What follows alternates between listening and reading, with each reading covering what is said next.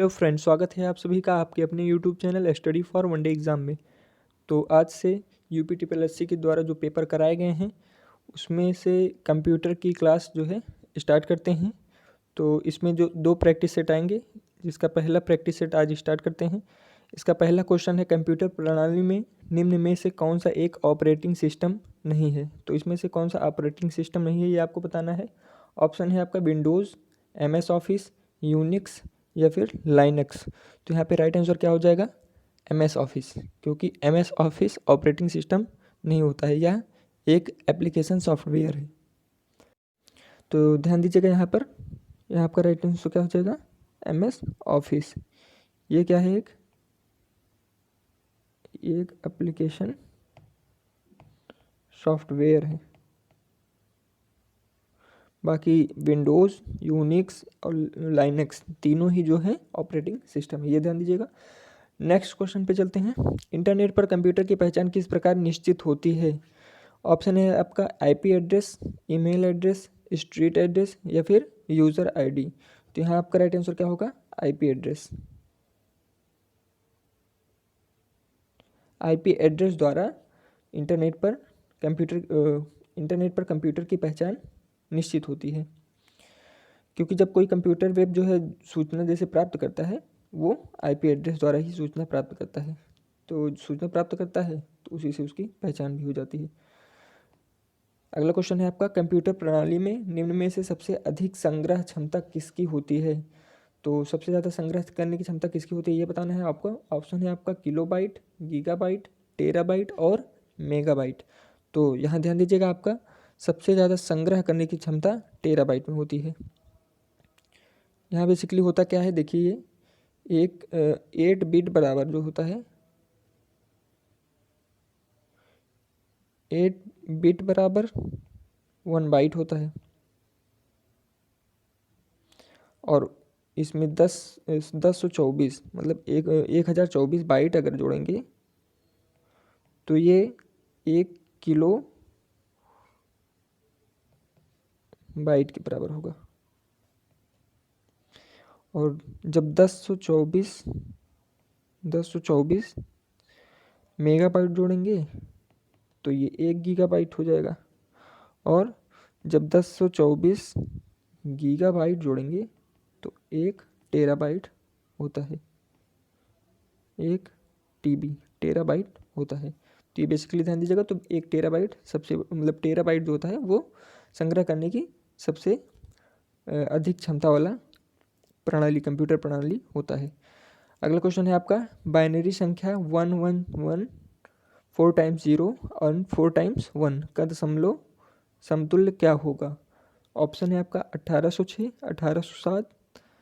इसको बेसिकली जो है 1806, 1807, 2806 या 2807 ऐसे ही पढ़ा जाता है। तो यहाँ आपका इसको देखिए कैसे सॉल्व किया जाता है।